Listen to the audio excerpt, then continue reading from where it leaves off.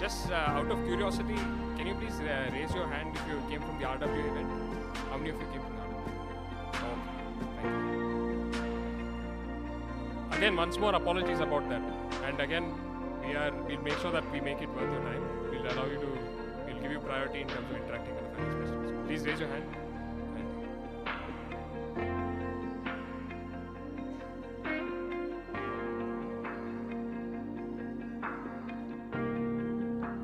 Not able to hear?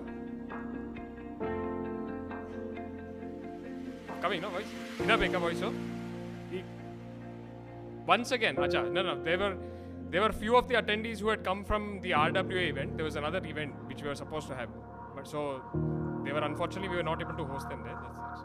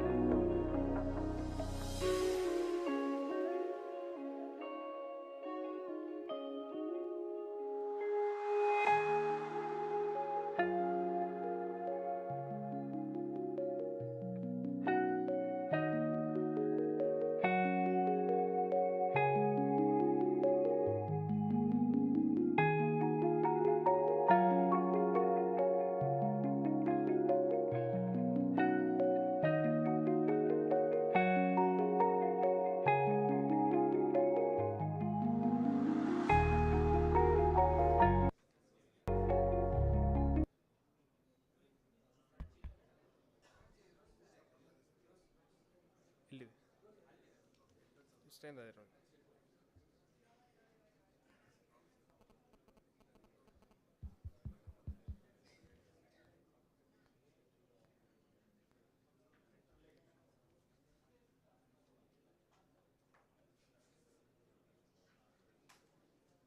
Namaste, a very good evening to everybody.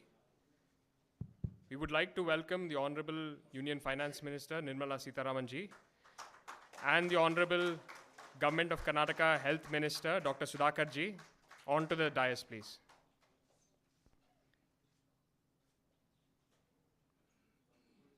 Please.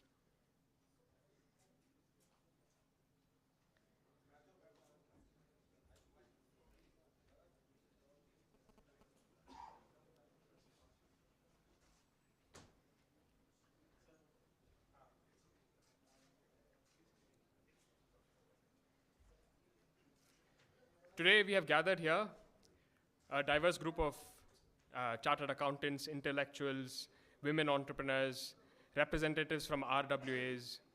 We have all gathered here to have an interactive discussion with the Honorable Finance Minister and also the Honorable Government of Karnataka Health Minister. Some of you, the RWA participants, have been waiting a long while, so we have decided to make this today's event a format where there is a lot of interaction and very little in terms of formality. So a very brief introduction of the two honorable ministers on the stage, and then we'll go straight into the interaction piece. The format of today's event will be that you will be allowed to ask questions, provide your suggestions, whatever that you want to provide, and the Honorable Finance Minister or the Honorable Health Minister will address those questions in the form of their remarks after a while. So they won't be taking one question after another, but they will note down whatever questions you have and suggestions, and then they will address it all at once. So without any further ado, I would like to briefly introduce the Honorable Finance Minister. Srimati Nirmala Sitharaman ji has a distinguished career in public service. She was, of many things, the first full-time women defense minister and the first full-time woman finance minister of India. During her tenure as the defense minister, the Balakot airstrike was one of her key achievements, something that was very bold step taken by our government. Apart from that, Bangalore is very close to her heart. She has close ties to Bangalore. She has been passionate about urban civic issues. In fact, she helped to rejuvenate the Kalenna Agrahara Lake starting from 2017. She played a major role in that out of her personal interest. She's also always had these type of informal interactions with citizens of Bangalore. She has often just come down and had informal lunches with volunteers. I have in fact been part of some of those. So she's always been close to the heart of Bangalore, and today we are glad to have her with us. The Honorable Health Minister Dr. Sudhakar ji, he was sworn in 2019 as the youngest cabinet minister in the government. He has also had an illustrious career. And it was under his leadership that Karnataka was one of the states that performed remarkably well in the face of COVID. So it's credit to his leadership that we have gotten there. Without any further ado, I'd like to first request you to please raise your hand if you have any questions. We'll first give an opportunity to the attendees from the RWA event. Sir, please, you can go ahead and ask your question.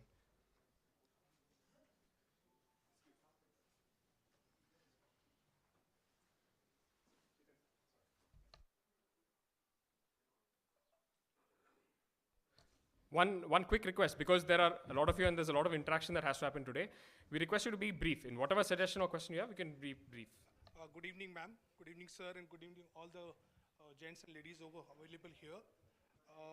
Ma'am, this is a request from the RWA point of view that as we are the non-profit organizations, RWA, I'm talking about, and we are the most people who generally pay the tax on time, and on top of that, for running the business, running the maintenance of the RWAs, we have to put the GST clause also on top of it, and there is a slab of 7,500 rupees as well.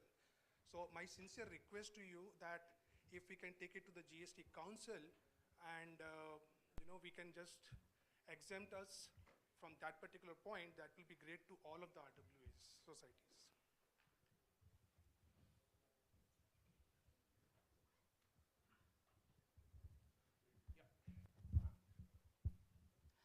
Good evening, ma'am. This is Veena Shantaram Prabhu. I have come all the way from Mangalore to have an interaction with you. I have been facing a few problems in my apartment, wherein the apartment association, who was claiming an amount of between 10,000 to 25,000, since I didn't bow and bulge to their demands, they have disconnected the current to my apartment, and I'm living without current for the last 5 years. I wish you would interfere in this matter and help me get out of this. If I have not paid some amount, they could have gone to the court to recover this amount. I think we have good laws in place. As far as apartment and courts are concerned, instead of doing that, they have gone ahead doing gundaism, and they have disconnected the current to my apartment. The builder in turn has a lot of things to do. He left the project halfway. He has to pay us a 5 crore plus amount, which is due to be paid to the association. That has not been concentrated on. They could have gone and disconnected the current to his apartment, since the amount of 5 crores is more and 25,000 is just a bare minimum. But they resorted to disconnection of my current rather than concentrating on the builder. Ma'am, being BJP in power in Karnataka, I wish you would interfere into this Madam, matter I'm and sorry have it to solved. interrupt you. Thank you so much. You please give me your representation, since it is a personal, Yes, issue. sir, I will do that. But we will definitely I address have, to it. I have brought the representation, but since I have traveled all the way from Mangalore, I wanted to No, present we will it myself. definitely address to it. Thank you, sir. Thank you, Uh, sir. But going forward, I request the guests, to speak anything about public in large, any issues which concern the public and the civic communities, or any issues that pertaining to your sector that you represent. Yes, sir. Thank you. Thank you, sir.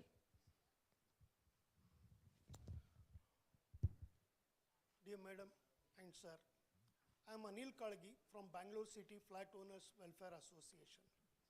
Our organization is a very small organization but spread across Karnataka. Actually, to look into the issues that apartment buyers and the home dwellers are facing across the state. So some of the point I would like to place to you, some to be addressed from the central government, that is which comes actually under your department, and some comes to under the state as such. Madam, I would like to bring here actually property is a land and the building only. When a person purchases a home loan, on the flat a lien is created, but not on the property. Now this is being exploited by the builder community to the greater extent. Even one I would like to bring to your kind notice what I have heard. One of the apartment complex, Income Tax Department has confiscated the property in Bangalore, where 2,000 apartments have been sold and people are living, they are unaware of it. Now, how the Income Tax Department can able to recover that money? Because the land is in the name of the promoter, it continues, and the Income Tax Department is attaching the property. Absolutely, the apartment owners are at a stake. This is one lacuna in the law where it is creating. I think that the central government should address this matter. Which law? Under the income tax, it should be either in the property where it is being done. Now what is happening in case of, no, let me put to you, madam. No, wait a minute. I'll come to that. I've asked you one specific question. Which law? The property law, when it is being sold apartment, Property law has nothing to do with me. I hear you still. under income tax, if that is the case. It can't be property law and income tax. Because the property is being attached. Never mind, you'll give me your reference. Yeah, I will give it to you, madam. Now, what is happening in this case is most of the bankers are going for equitable mortgage. That is deposit of the title deed. It is not creating a lien on the property as such. Now, this is where the people are getting a repeated mortgage and it is going on. And some of the institution, in fact, it has been brought to your notice. That is Ozona Urbana. Now, I'll finish it, sir. Yeah. It's Please, not please the just thing. very briefly, please. And secondly, I request just everyone, sir, just one declaration as a tax entity, your PAN card is being issued. On the strength of the PAN card, banks are opening the account and such organization claim as a body corporate and disturb. And what madam was telling, she is a victim of crime. Now this is where, how can we able to address this? Kindly look into it. Wait a minute. You have a lot of important issues, I grant it. They're complex issues, they're not just black and white. If you're telling me that you have something in common with that lady there, I'm sorry, it'll be actually against the association itself. Does the association have the right to cut off? Let me ask you that question back again. So let's not get into the details you're giving me. Is per law the RWA empowered enough to connect, disconnect? So you don't please suddenly That is find an association. unregistered Hold on, association. gentlemen, hold on. You don't just find association because they are both housing related. It'll actually go against you. You're representing a housing association. Somebody similar to you is offending her. So don't find quick companionship there. Huh? But if you have a paper into which you've gone into the details of your issue, which has a lot more complex matters, please give it to the organizers. Yeah, to yes, the sir. organizers. Yeah. To the organizers. He's not the organizer. He's the minister. I'm not offended, but yet I'm not offended, No, but yet I wouldn't be in a position to get into the details of all that you're saying unless I go through the paper in its fullness and understand every calibration that is there in it or every overlap that is there in it. So while I'll welcome you getting into the details, I completely feel disabled to comment on it. Before I read your paper, I can't even comment. So nobody gets offended, but it'll not also be realistic on your part to expect me to answer having not even seen the paper. So pardon me for that, but give the paper, we'll definitely have a look at it. Now, one quick request again, as we reiterated in the beginning, be brief. And if many of you may have brought representations, we will happily receive your representations at the end of this event. You can just briefly mention your issue or question, please. Namaskaram.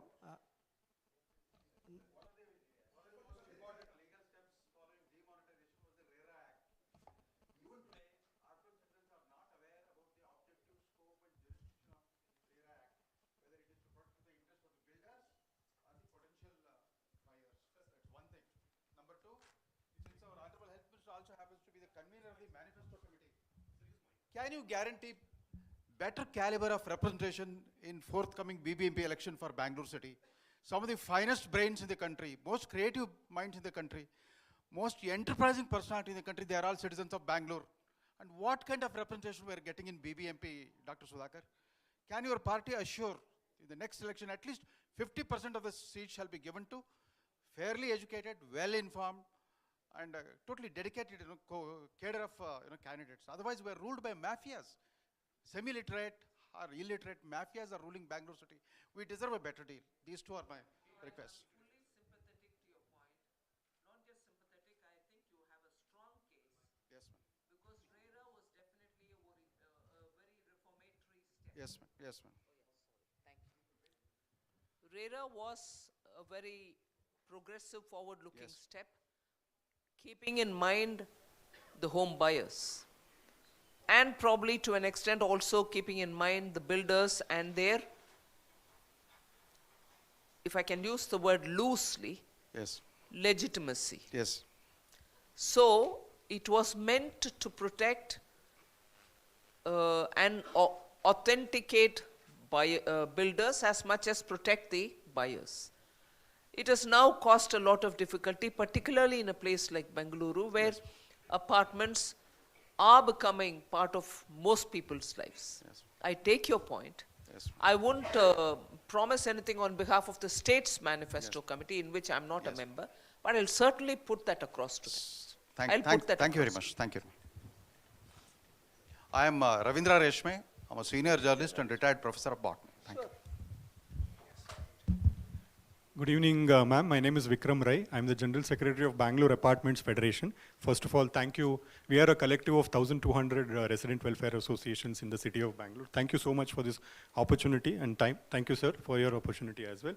I won't go into too much of details. Ma'am, we have put together a charter of requests that we have compiled together in a conscience form. I'll hand it over to the team. But just to take on from the input which a couple of my colleagues over here extended, in the last 10 years, I think in Bangalore, we know that there has been 10 to 15 years, there's been a massive growth of population and the city is creaking. But it's also this population which has come together to give the image of Bangalore what it is, right? Many of my colleagues who are staying, and a lot of them stay in apartments. So the apartment format has sort of supported the great growing need of housing in this city. But I think the identity to do that as a collaborator, partner to the government and to work together has not yet been accordingly. My humble request, not going into details, is that in the next dispensation, whenever that happens, that the RWS and the associations are accorded that identity in law as well as in practice to be able to engage more actively so that there is a lot more collaboration which can happen and issues and concerns can be sorted more in an integrated fashion.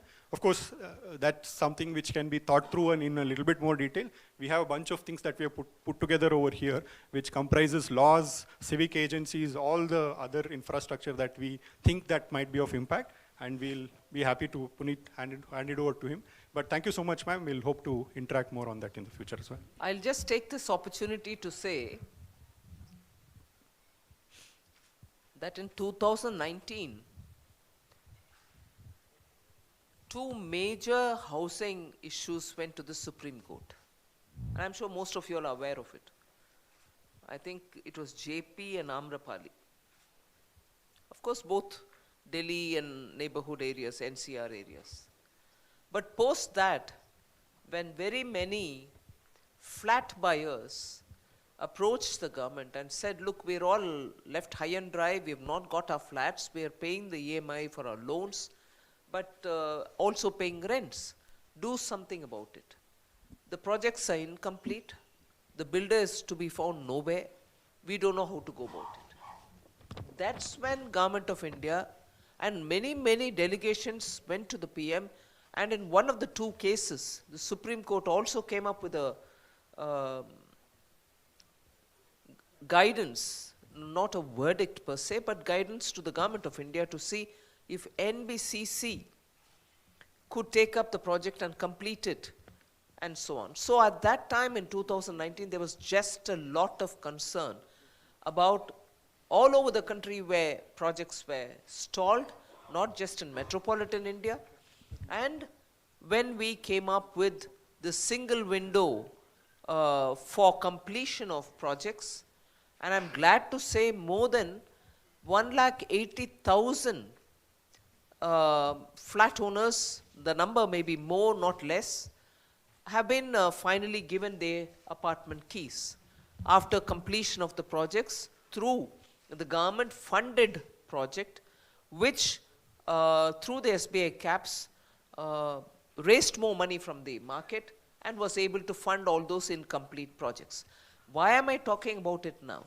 The homeowners and apartment buyers, the kind of problems they get into unknowingly, have all been in the minds of the Prime Minister from 2019, and now we've been very seriously devising ways in which there can be relief given to the apartment buyers, largely all of whom are middle class. They really can't afford to have rent also paid, EMI also paid, but not having possession of their properties. So I'm sure the suggestions which are coming from you all today will be both seen by the state party and us. We are not talking in terms of any party or otherwise, but it is certainly important that these issues are being brought to our notice, and I'll certainly attend to it. Namaskaram, Sudhakar avare or Nirmala avare. Thank you for this session. My name is Vamsi Krishna. So I would like to ask the same point which Mr. Vikram has mentioned, that there would be, like RERA has brought more clarity into the real estate, who are the buyers, all the legal definitions. It would be really helpful if both state and the central governments could come up with a thing which defines RWAs, what powers they can do, what they cannot do, because there's so much gray area it's up to the interpretation of the people. So I would request that. And one more additional point I would request is local governance is something I think which would really help at a level where we can participate. There are a lot of issues I see, but I don't know how to address. So, so strengthening the local bodies. I think, Madam, your ministry has some incentives through urban local bodies giving to states to implement on certain schemes. But a more generic reform, if both the central and the state governments can look at it, Bangalore as a city will really benefit, because there are a lot of individuals who would want to contribute into the civic part of it, and they don't know where to go to have their voices heard. Thank you, Madam. Good evening, Madam. I'm raising this as a woman entrepreneur. I'm very happy that Bangalore is the second largest metro next to Delhi. But as a woman chartered accountant, when we go to clients' places, the last mile connectivity is still missing. Though there are, in major metros it is there, frequency needs to be enhanced. So probably the government can work upon that. That's one request. Second, as a chartered accountant, I am the Vice President of Karnataka CA Association. There are many professionals, because of COVID and other eventualities, they lost their life. Of course, majority of them are financially well placed, but still, there are few chartered accountants who have lost their life. So probably, of course, our ICA, our mother body is also supporting them in the form of fund. But if there can be any soft landing fund in terms of to take care of the livelihood from government side, it would be of great help. Thank you, ma'am.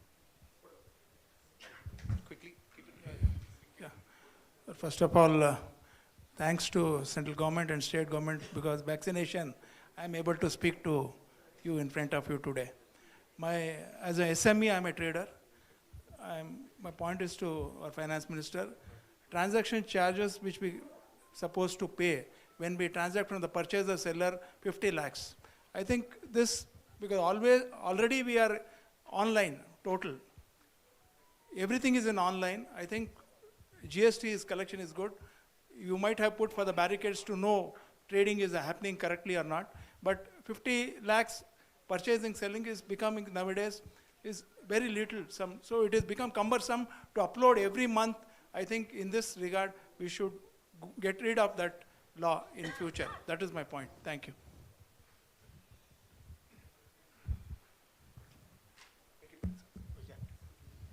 Good evening, madam.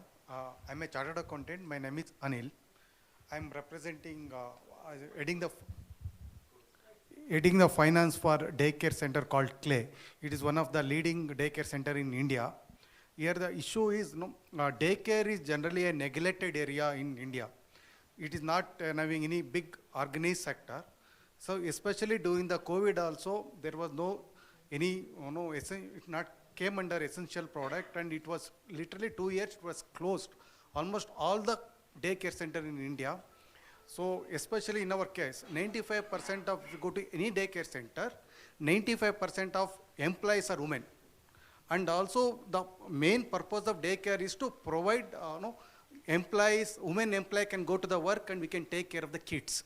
But unfortunately, during the last 2 years, it was completely closed. We could not get any, support from the government. Apart from that, unfortunately, any charge, GST is 18% on all the daycare centers. And our end users are parents, they cannot take any input credit.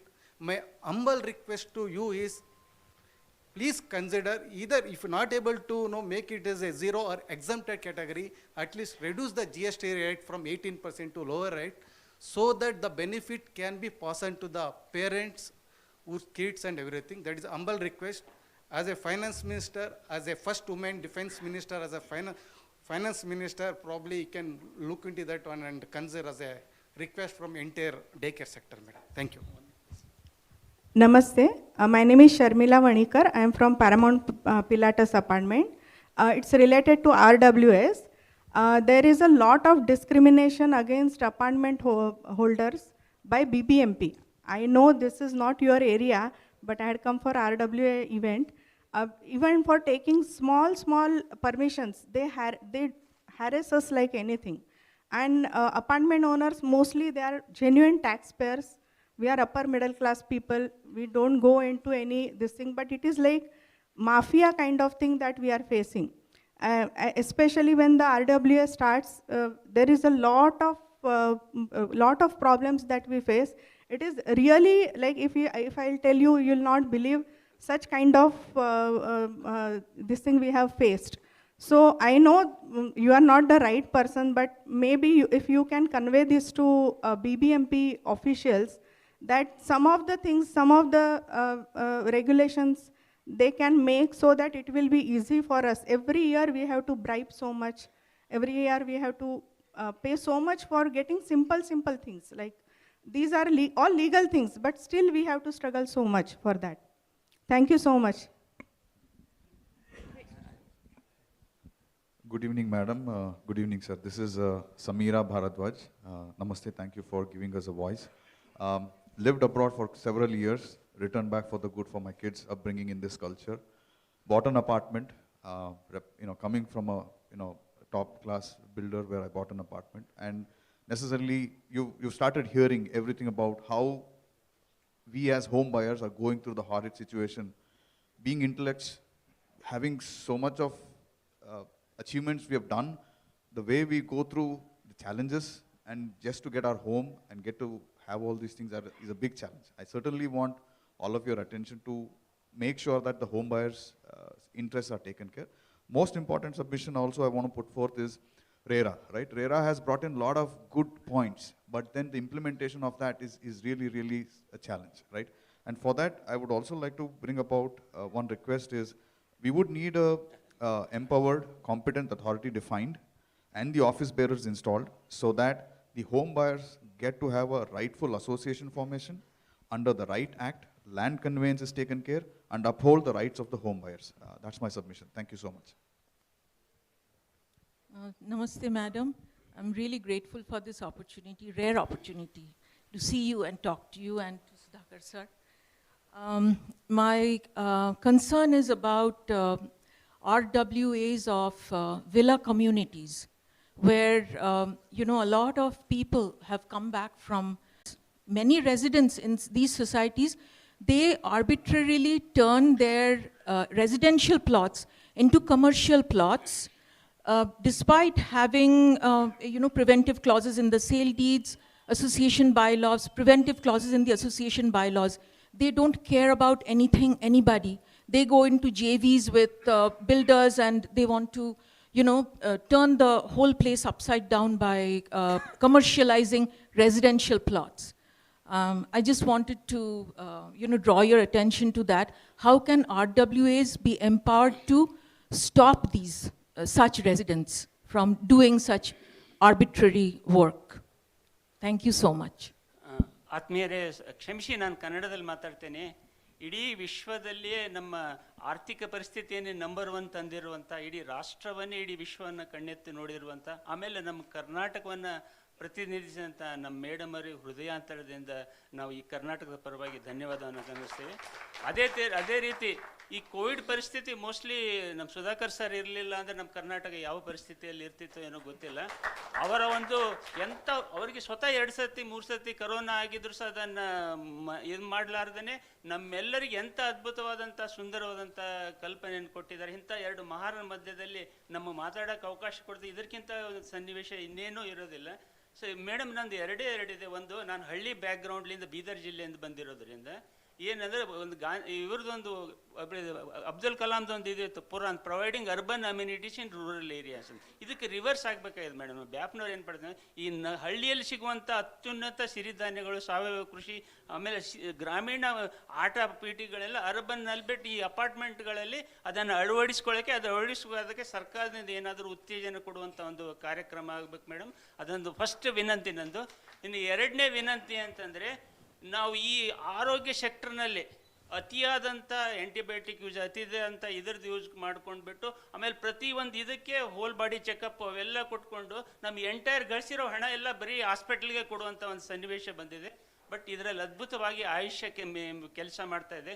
ಎಲ್ಲ holistic medicines allopathic, homeopathic, Unani ಎಲ್ಲ ಸೇರಿದಂಥ ಒಂದು ಇದು ಆಗ್ಬಿಟ್ಟು D M Hegde model ಥರ ಒಂದು ವ್ಯವಸ್ಥೆನ ನಮ್ಮ ಅಪಾರ್ಟ್ಮೆಂಟ್ಗಳಲ್ಲಿ ತಾವು ಒದಗಿಸುವಂಥ ಒಂದು ಕೆಲಸ ಮಾಡಿದರೆ ನಮ್ಮ ಅಪಾರ್ಟ್ಮೆಂಟ್ಗಳಲ್ಲಿ ಸ್ಥಳನೂ ಕೊಡ್ತೀವಿ, ಅದಕ್ಕೆ ಬೇಕಾದಂಥ ವೈದ್ಯರಿಗೆ ಬೇಕಾದಂಥ ಸವಲತ್ತುಗಳು ಕೊಡ್ತೀವಿ. ದಯವಿಟ್ಟು ಅದನ್ನು ಒಂದು ಪ್ರಯಾರಿಟೈಸ್ ಮಾಡಿಬಿಟ್ಟು ಎಲ್ಲ ಅಪಾರ್ಟ್ಮೆಂಟ್ಗಳಲ್ಲಿ ನಾವು ಪದೇ ಪದೇ ಇದಕ್ಕೆ ಹೋಗೋದು, ಮಾನಿಟರ್ ತಗೊಂಡು ಹೋಗೋದು, ಆಮೇಲೆ ಅನೇಕ ಸಮಸ್ಯೆಗಳು ಅನುಭವಿಸದೆ ಸುಂದರವಾದ ಒಂದು ಸಹಜವಾದಂಥ ಬದುಕನ್ನು ನಾವು ನಗರದಲ್ಲಿ ಬದುಕುವಂಥ ಒಂದು ವ್ಯವಸ್ಥೆಗೆ ಈ ತಾವುಗಳು ಮಾಡಿಕೊಡ್ಬೇಕಂತ ಹೃದಯಾಂತರದಿಂದ ಕೇಳ್ಕೊತೀನಿ. ಧನ್ಯವಾದಗಳು madam.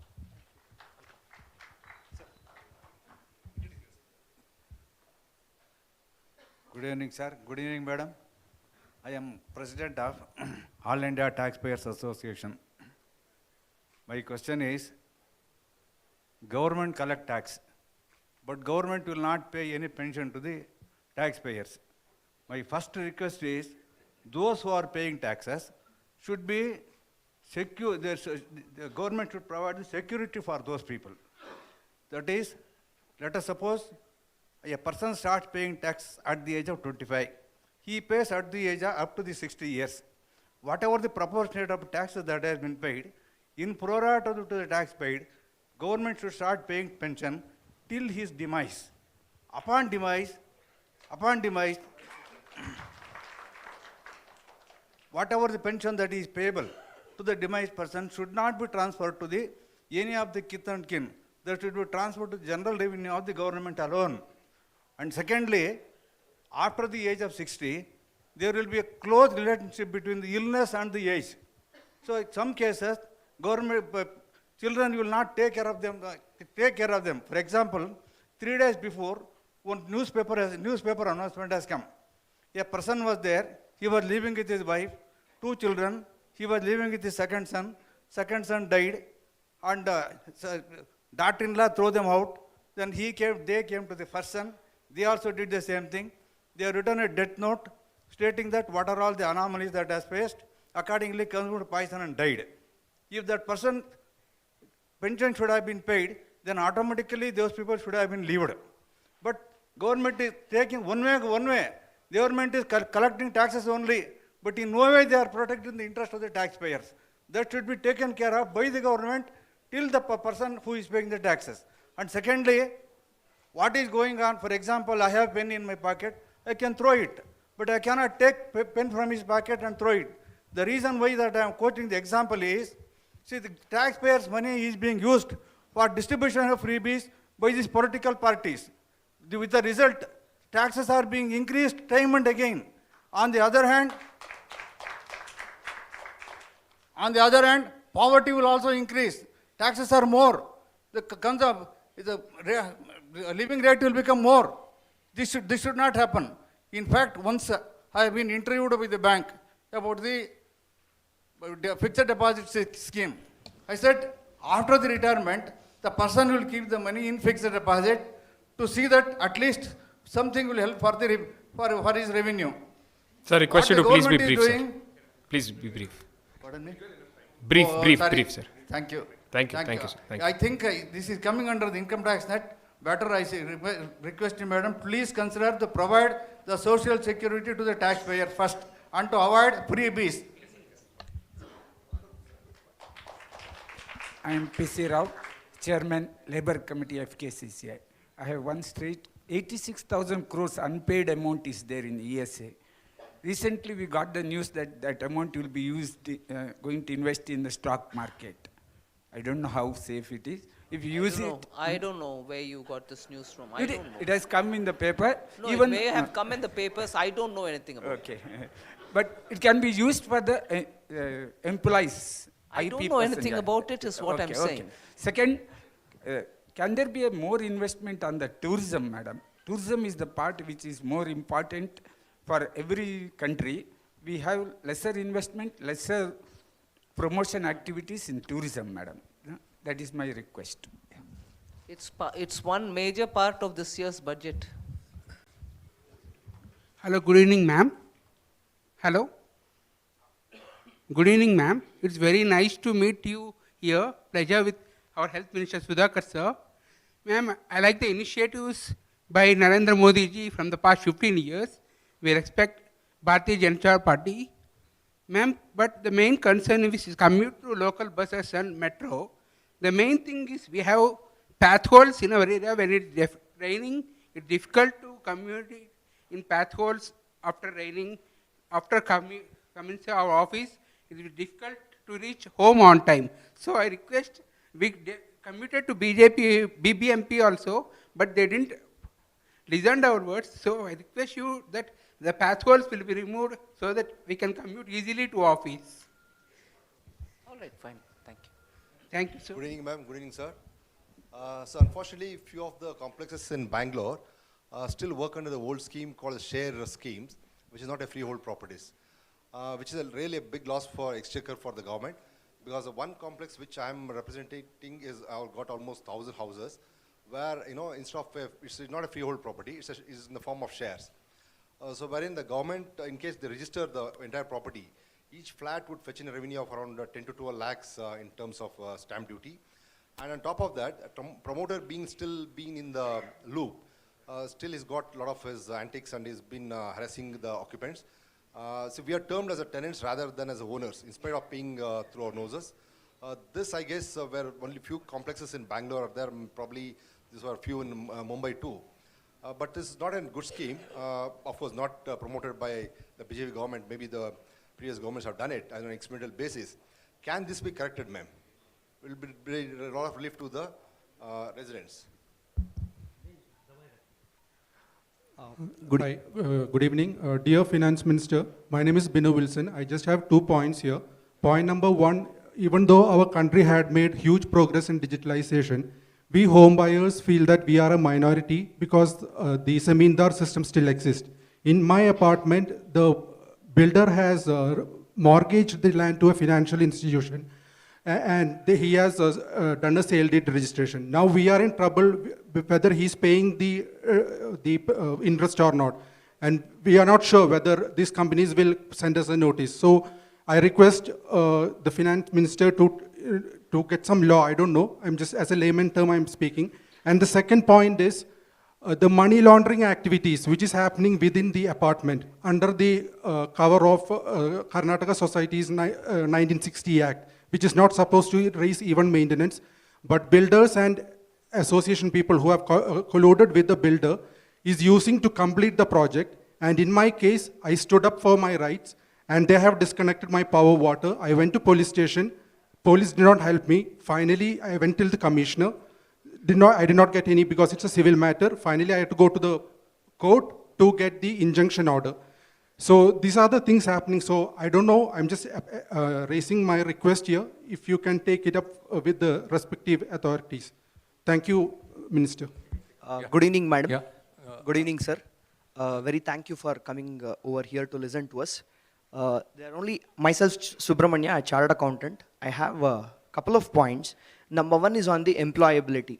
I understand, considering the size of our country and the population, employability is something that is a continuous thing to be addressed and dealt with. My thought, having worked with few chartered accountants and students, my only thought here is that the government can consider forming an entity which has a participation from major employers from diverse fields, science, commerce, and all the fields, and have the thought leaders in it, influencers, professional associations like Karnataka State Chartered Accountants Association, whom I represent, and this association will conceptualize and come up with a training course which will basically help the students bridge between their education and employability.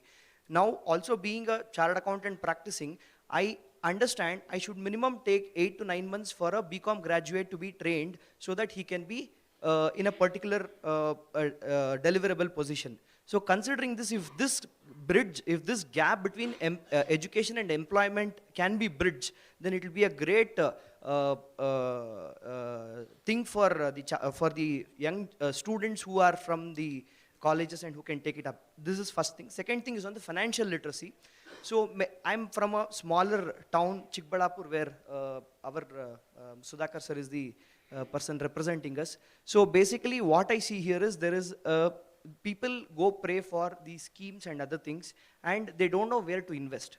So for a large crowd of middle income class group who are not from a very well educated background but doing business per se, they need some financial literacy. So also consider something on creating some financial literacy, and so that they don't fall prey for few schemes. I know RBI is working on various things, but yes, more to the grassroots level, there is a requirement of something to come up to help to give real benefit to these traders. Last but not the least, I'm sure everyone of here agree that when you go to a registration in a stamp, in a registrar office, we come back with a slightly bad experience for the reason that we have to sit there for 2 to 3 hours, and there is something which someone has to really spend to ensure that the things go on time.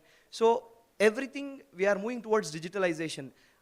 It is certainly possible for the government to consider to start introducing technology into the registration process with things being in place, Aadhaar and biometrics and things. Probably that is something that the government should certainly consider to make it a really nice experience for, that is really something which anyone will feel for having bought a property. That is something which I would like to bring it to your notice. Thank you. Madam, this is Ravi Shankar from, I'm a member of BVSS, Bharatiya Vidya Salakar Samiti. I have a couple of suggestions concerning the agriculture sector. This is for farmers, essentially. Agriculture sector in India is plagued historically by structural predicaments and moonshot problems for various reasons. States have to do their job, central government is doing its job, etc., etc. But I feel, since you're representing the Ministry of Finance, I believe at the confluence of the art of organizing farmers and the science of farming, a lot of solutions are there. For example, now recently we have a Ministry of Cooperation of Cooperatives. The Honorable Home Minister is holding the charge. There's Minister of Agriculture and Farmers Welfare. Then we have a lot of initiatives under Startup India. I believe time is ripe for policy shifts, especially as the Ministry of Finance has a common thread which will link the Ministry of Cooperation. This is how you organize farmers. Minister of Agriculture, which is in charge of ICAR and all the R&D, etc., policy initiatives, and the startup initiative in India. If Ministry of Finance can sew a thread among all of these three and come up with specific initiatives which will link agri-tech startups, for example, with FPOs, FPCs, cooperatives, and collectives, I believe this can go in a long way to help smallholders, millions of smallholders in India. Thank you, madam. Good evening, madam. I am a home buyer and I come from an apartment. Sir. Keep it closer, keep it close. Yeah, my name is Abhijit. I come from an apartment. I'm a home buyer. So I have an issue actually when we have some issue and some grievance, when we take it up with the concerned department, there is no action taken. Most of the departments are not coordinating with each other. Like there are various departments for an apartment. There are Pollution Control Board, BBMP, BESCOM, and so many other departments. There is no proper coordination among the departments. And for an OC, there are various clearances required from different departments until an OC is issued. So, and when there is a grievance raised by a home buyer, it is not addressed. It is only limited to issuing notices. There are no further action taken, and it goes on for years together. The home buyers are forced to take it up, the matter with the court. And so I would really request that there should be some kind of a proper coordination, and there should be some general guidance or directions from the governments to the various departments, because departments are equally empowered. There is no need for a home buyer to reach to the court, which is very expensive. The department should on their own take action, and there should be vigilance. So I would really request that this issue is taken care of, so that people are not forced to take matters to the court. And at the department level only, matters are sorted. Yeah. For a change, I think being at 63 years of age, as a citizen of this India, we have been living because of the greatest contribution by our Prime Minister of India in allowing and trust having posed in Indian company to produce vaccination. I think we all should agree that we have got a real life. The life for the next remaining life has been given by Prime Minister of India. That's very positive, madam. And as being Chadakund, I've been seen that several countries have gone for bankrupt. Being a woman, struggle and seen the challenges. You brought the entire economy back to 5th largest economy. Very happy. I've been paying taxes, but I'm not asking. But being in civic and health and this one, many Ayushman Bharat been covered the below poverty line. I've also been connected to several hospitals. I've been also in the social organizations. Now of late, the middle class is not afford to get the medical facilities. Prime Minister of India recently has been dedicated one free medical college, free medical hospital under our Sudhakar sir, Sadhguru Madhusudan Sai. When we collect 33 lakh crores, why can't we just, Government of India can think of providing the free medical treatment for entire citizens of this country, when a Sadhguru Madhusudan Sai can provide the medical college free of seat, cost, and free medical treatment, why not Government of India with every state? I think we are very happy that Ayushman Bharat, if we bring for middle class, we appreciate our madam efforts of day and night. I think the country is safe hands. The remaining life, I think we should not expect anything. We should contribute for the nation development. Thank you. Good evening, ma'am. I am Ashok Srivastav from Hyderabad. I am a retired managerial executive and a writer from Hyderabad. I had been executive member in RA of my colony at Hyderabad for 2 years. My suggestion is that there should be an apex body for all RAs of any cosmopolitan cities to monitor and control over activities of different RA working in the cities. Because every RA handles lakhs of money given by residents as maintenance. And there are so many complaints of misuses of this sort of money.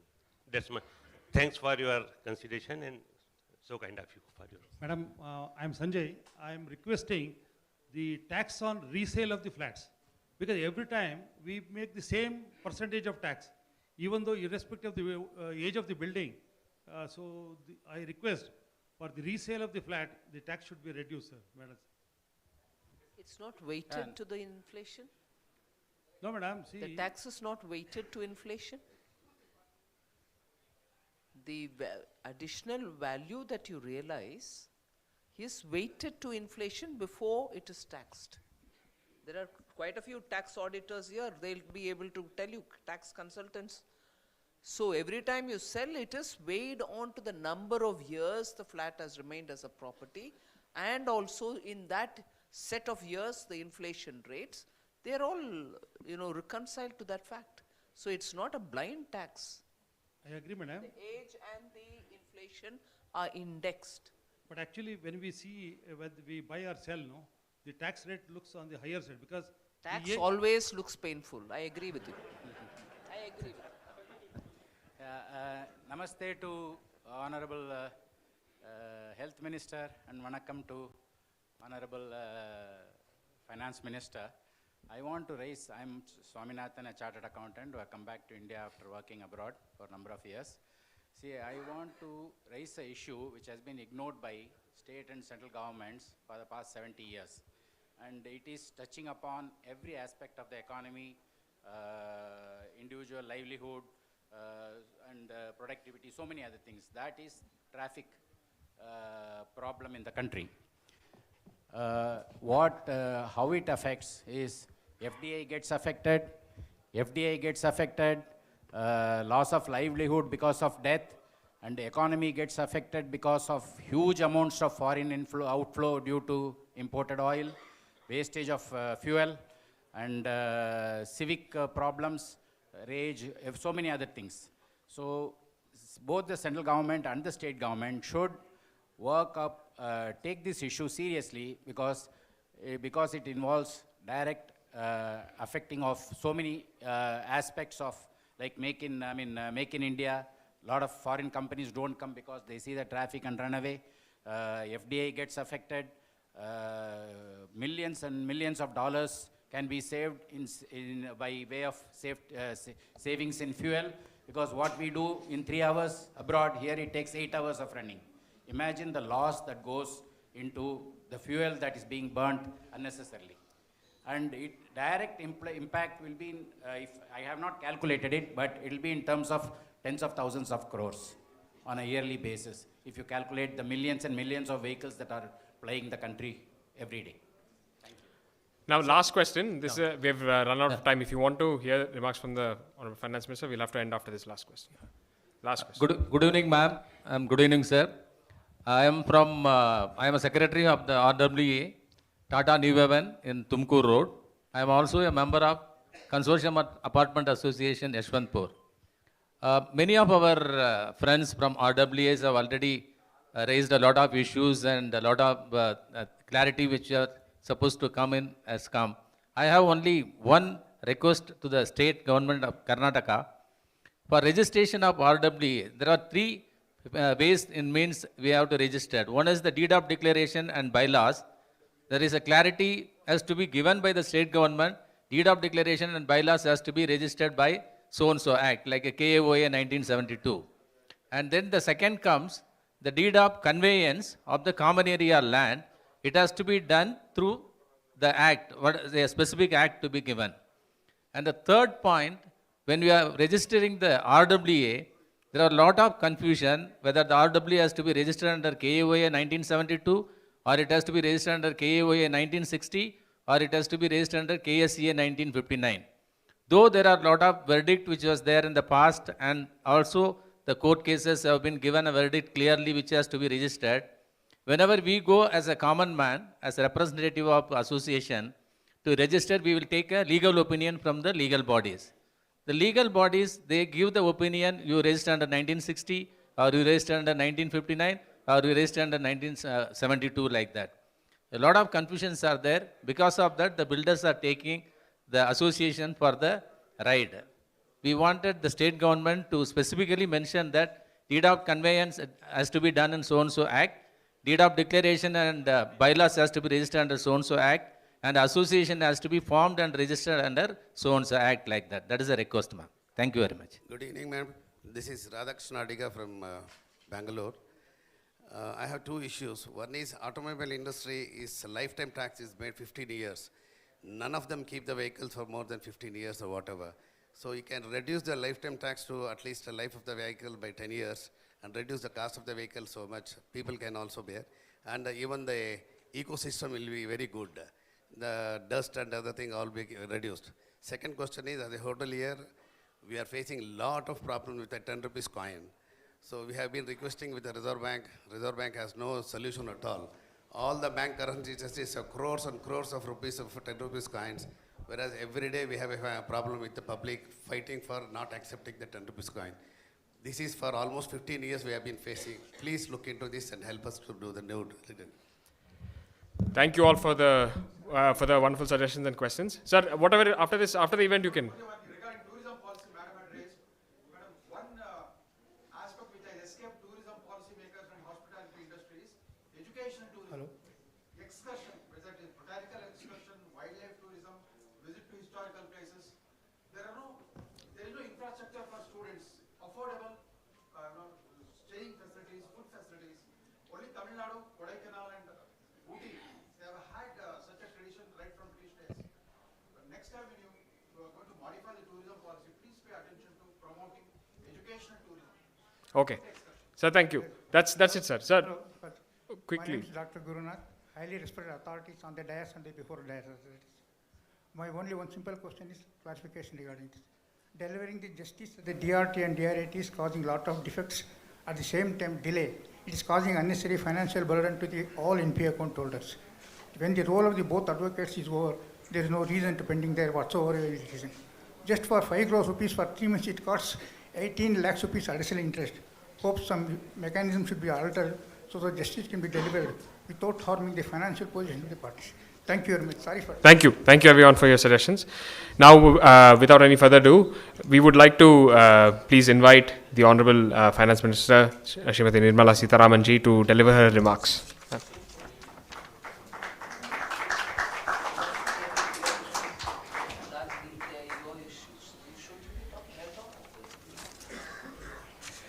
Slight change. We would like to invite the Honorable Health Minister, Dr. Sudhakar ji, to deliver the presidential remarks. After this, okay, ma'am will talk, please.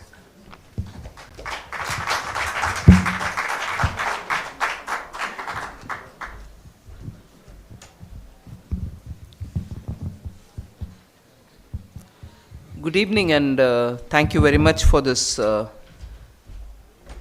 very candid discussion, not so much discussion, candid putting across of your views.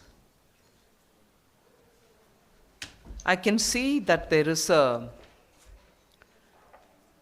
widespread concern because there isn't much different between one resident welfare association and the other who spoke on issues bothering them.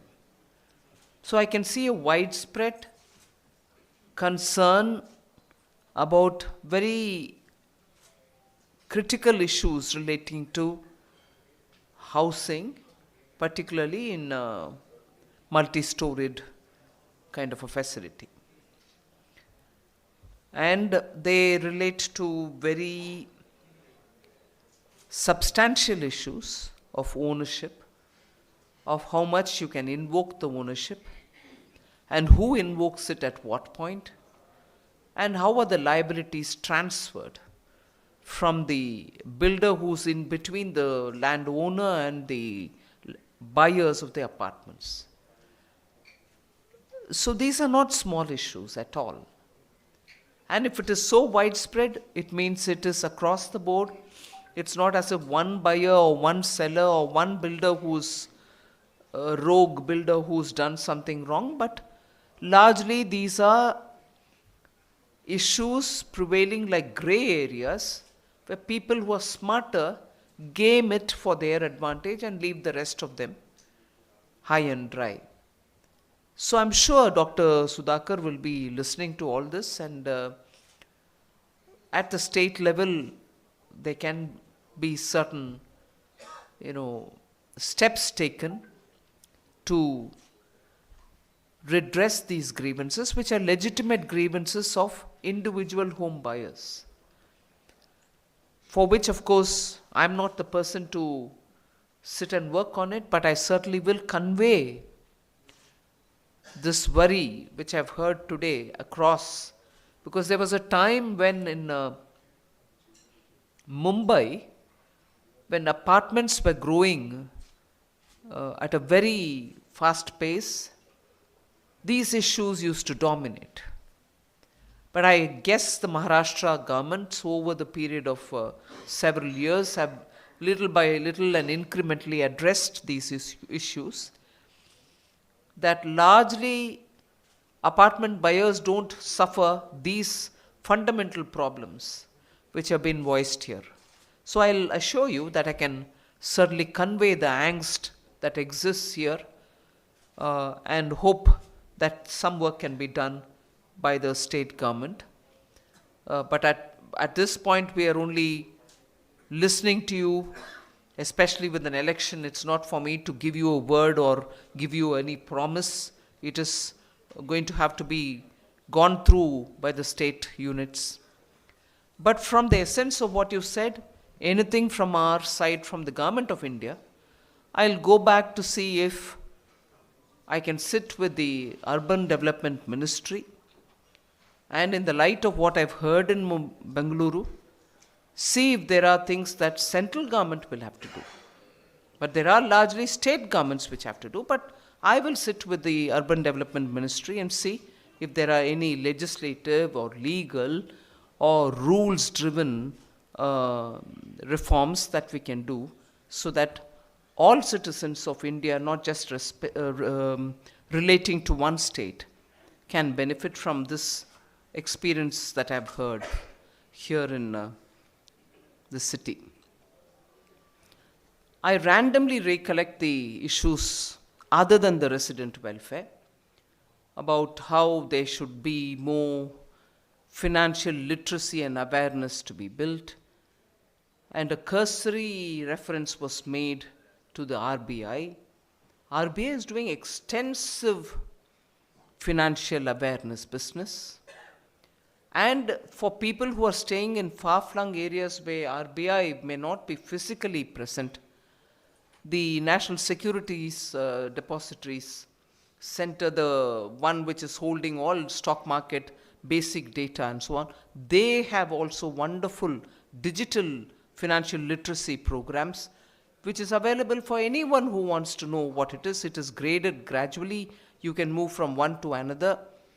So, in fact, I was surprised to hear it from a chartered accountant. I would have thought, and that itself raises a question to me, which I need to go and search for answers. If a chartered accountant tells me that financial literacy has to be built, more awareness has to be brought in, and these are the sources which are, only the RBI was referred to, the other things have not been mentioned.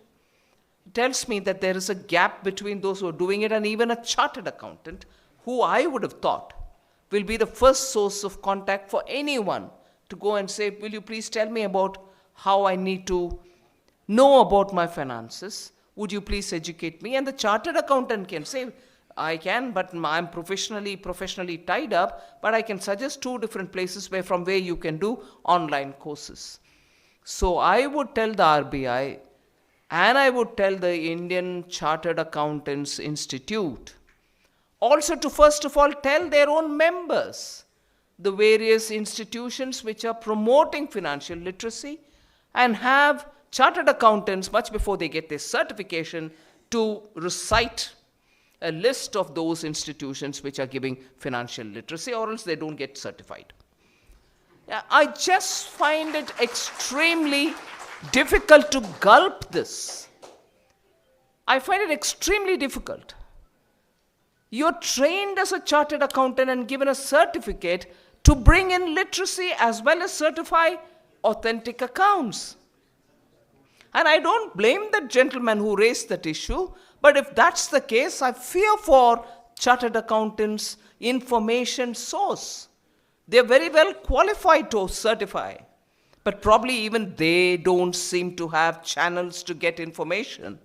So I would go back to the Institute of Chartered Accountants of India to say, excuse me, would you please do something about telling your own members what are the sources of financial literacy? And also tell the RBI to write to the Institute of Chartered Accountants of India to say, I'm doing it, would you please recognize me? So, sorry if it sounds a bit tongue-in-cheek, but I'm worried for chartered accountants. So please, let us make sure that you are better informed, and I shall tell both the Institute and the RBI and the NSDC to get to writing to your institutions to say, please copy this and send to each one of your members, so that we fall back on chartered accountants to tell us A, B, C, D sources of financial education for us. There are also universities nowadays who are undertaking financial literacy course as part of their regular curriculum. So that can also help. Other than that, of course, there were specific issues which were largely related to taxation. I take your points. If there's anything that I can do in terms of going back and working out, I'll try to. But there was this one concern saying urban transport, investments are going away when they see our transport. We need to do something about a very genuine concern. What is the Bengaluru-Mysuru 6-laning? What is the outer ring road? What are the extra railways which are being provided even for urban circuit traveling? What is the metro? What are the immense flyovers? What is the superfast trains which are coming in? So work is happening. I concede it's not enough, you need lots more. But if we have to catch up with, let's say, some decade which was lost in only corruption, and no fundamental work was done, we'll have to do the catching up all over the country. And if we feel this, and genuinely we feel it, I'm not blaming anybody. Just go see what it is in the Northeast, where rapid work on improving connectivity, infrastructure, digital, rail, road, airways, everything. Unbelievable work is happening, but even that's not sufficient. Because nothing has happened except for saying you're very remote, and because you're so remote, people who go and invest there should be given some subsidy because there's no road reaching you, and if they place it there, even for their primary inputs from Kolkata to, let us say, Guwahati to Shillong to Impal to any other place, Kohima, will cost lots more, but because you're locating there, Government of India will give you the subsidy. But you didn't think the collection of subsidy could have made a better road. You know, we kept doing a lot of things to calm down in short term, but didn't think in terms of medium and long term. If only you brought them into the connectivity network of this country, you didn't have to give the subsidy and they would have been honorably doing their own job anyway. So I'm happy to say that the need for good urban infrastructure and rural infrastructure is being felt by each one of us. And that is what Prime Minister Modi is rushing with. Roads everywhere, rural housing, airports. Second World War airstrips are being improved, enhanced and brought into the Udan scheme, which may not be very glamorous port, but at least it will have some aircrafts coming, aircrafts going. You can get connected to the nearest big international airport. So it's all being done now. More needs to be done, we will do more. That's a different story. But today the residents of India, residents of any one area, I'm happy feel that.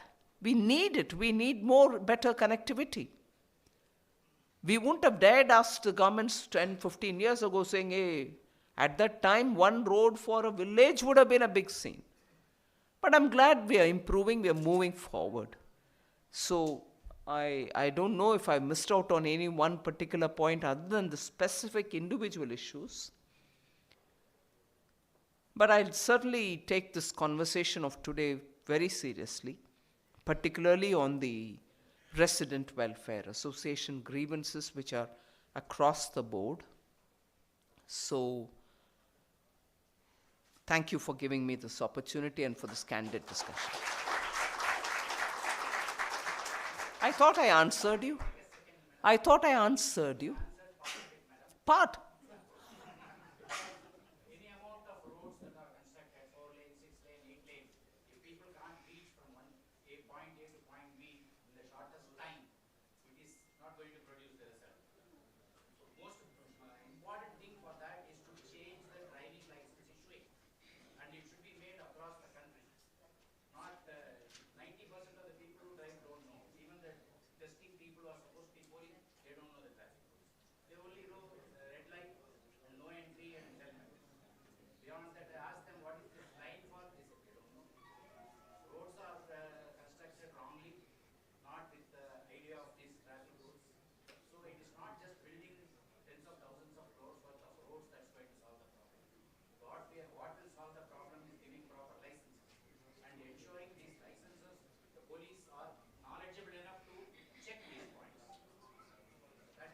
But this point wasn't mentioned in your earlier question for me to have answered it.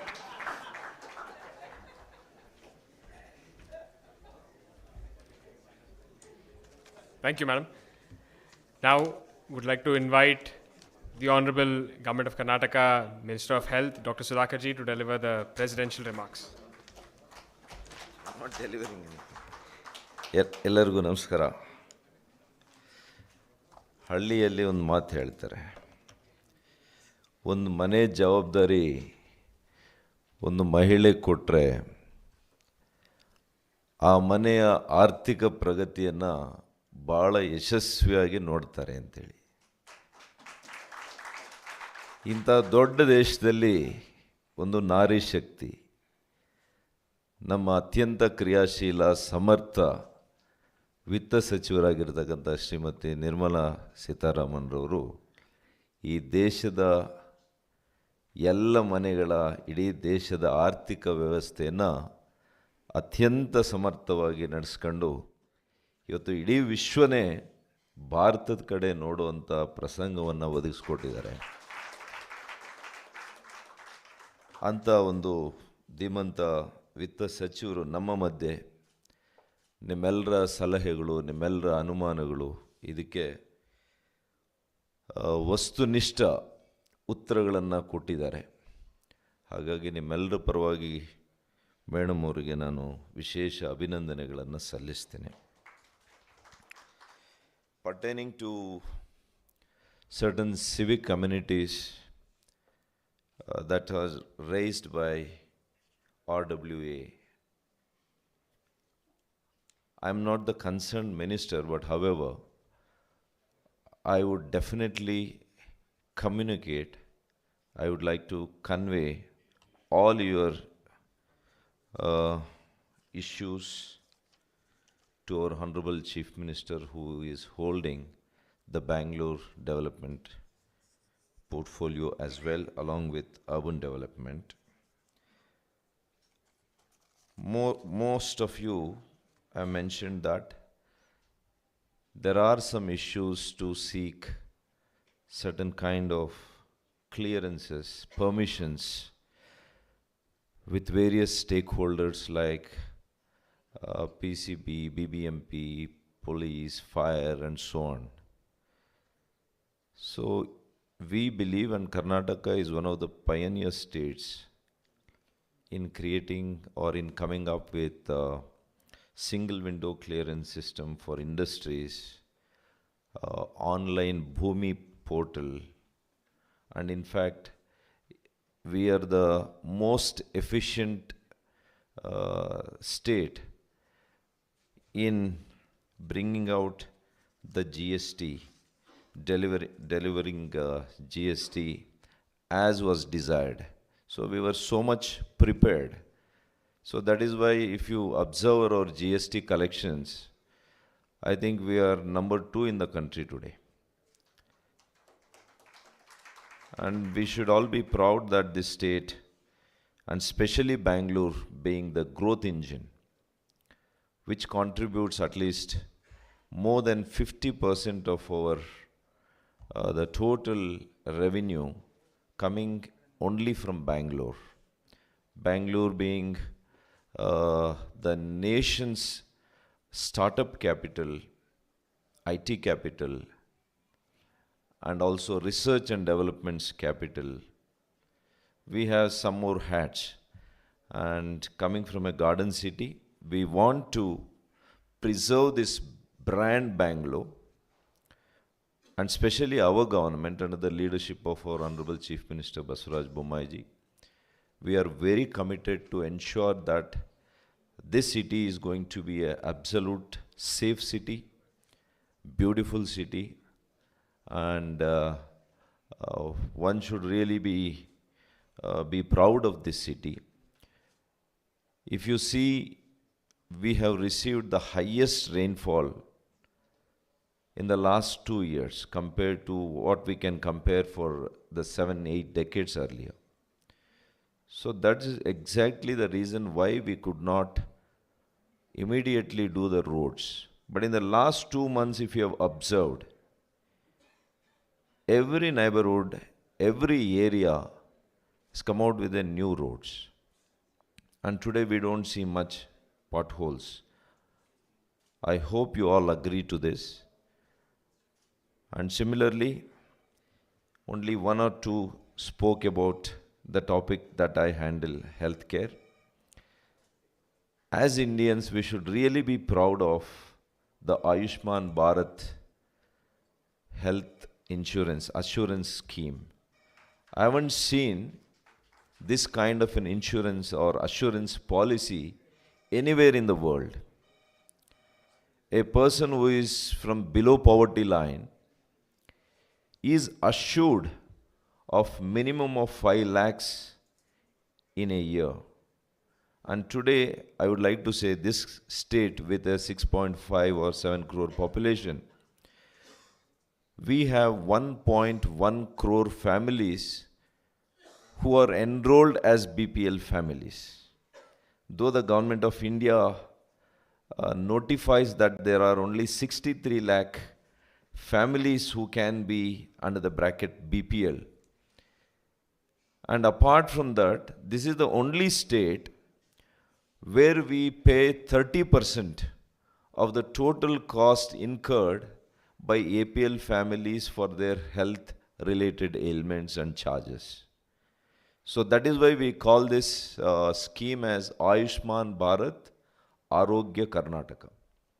So it is a comprehensive scheme that is mooted, that is given to every Kannadiga of this state.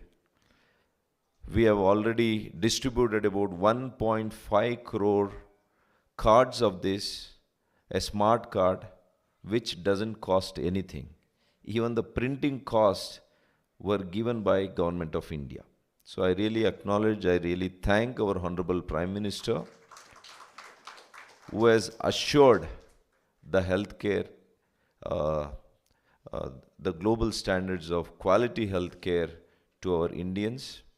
And similarly, Karnataka, we have come out with 438 new concepts, Namma Clinic, which will cater to the people who are living in vulnerable areas in urban locations, slum dwellers, migrants, laborers. So these are the people who are not having enough primary and secondary healthcare facilities. So we understood this and we have conceived this idea of coming out with new clinics where right from the entry till their investigations, reports, everything is free of cost. Even the user cost is zero here. So we have already all the 438 Namma clinics are functioning in the state of Karnataka. Apart from that, the woman is getting, we have a special care, special clinics for women, where we have called it as Ayushmati Clinic. So we have sanctioned about 250 clinics exclusively for women-related ailments and issues, where there is one specialized doctor visiting that clinic, being in that clinic for the entire day. In a week, there are about 5-6 specialists who will address the issues related to mother, pregnant woman, lactating woman, and the child. So this is also a new initiative that we have done. And this state government is very compassionate and empathetic to the people, especially in healthcare.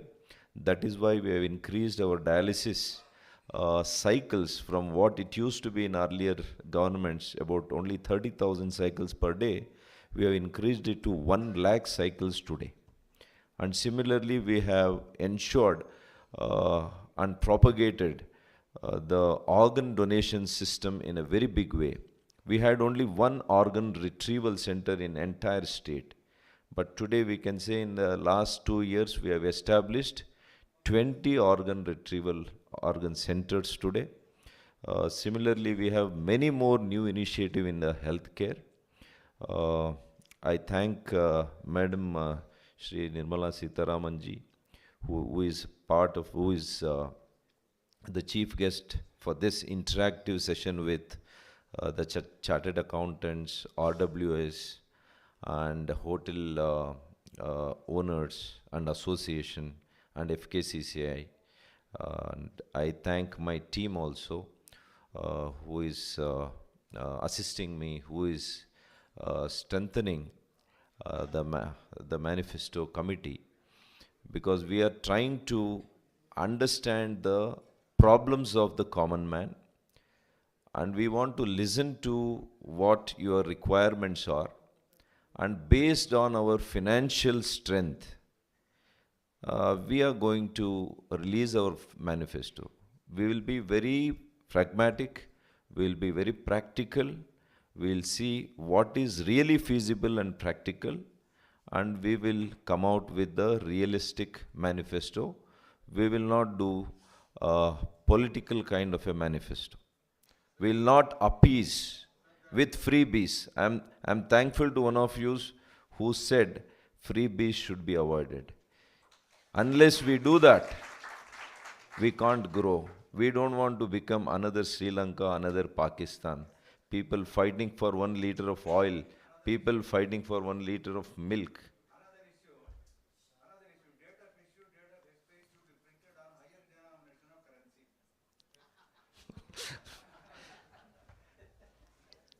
So I thank one and all and Just because you're taking care of health, can I take this opportunity to suggest all of you to visit Jan Aushadhi Kendra at least once? Yeah. I'm sure you're a very conscious citizen, very senior citizen, but there are others who I have a feeling may have not visited. Yeah. So I'm requesting you. Madam, we are the second highest Janaushadhis that we have established in the entire country, madam. No, I understand that. Yeah. I admit to a certain prejudice when I say this. I admit to a certain prejudice when I say this. I'm not sure if many of you all have gone, even once, bought anything, and realized how, for the very same taxpayer, the cost of medicine has come down to 1/3. And particularly for people who are in lifestyle kind of sicknesses. Come down by 1/3, madam, not to 1/3. Come down by 1/3. No, it ranges, madam is right, it ranges from 30% to some medicines. Decimal points and all that. I'm not talking about decimal points here, I'm talking about Andaz figures. So please do go. It might help for us to get a view, because next time I meet you all, I'll get a view of what is happening in the Jan Aushadhi Kendras, and after all, Karnataka government has been actively promoting more and more Jan Aushadhi Kendras. Generic medicines do have an advantage in that the costs will come down. So thank you. Thank you, madam. Thank you so much. We would now like to, ma'am, any other thing later we will take the personal remarks. Ma'am, right. Ma'am, right after this we can do it, please. Please, right after this we'll do it. I would request Vijayalakshmi madam to kindly deliver the vote of thanks.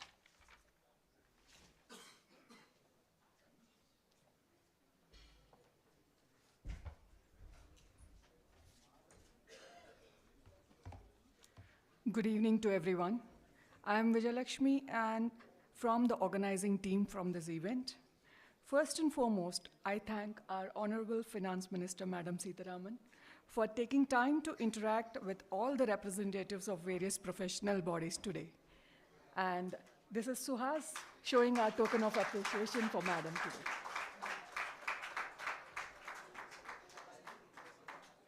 I also thank Dr. Sudhakar for his presence here and addressing the queries when required. And this is Puneet showing our token of appreciation. I thank our organizing team, ably led by Dr. Samir Kagalkar, Karan Javaji, Vishwanath Bhadji, Puneet, and Gangadhar for success for this event. I also thank all the professionals from various professional backgrounds and representatives of independent organizations for posing thoughtful questions and making this event an engaging one. I thank the media who have been here for this event, and I also thank the Karnataka State Police for their immense support. And last but not the least, I thank the staff of Taj West End who have been extremely patient and extended their support in every possible way. I thank everybody for your presence and making this event a successful one. Thank you so much.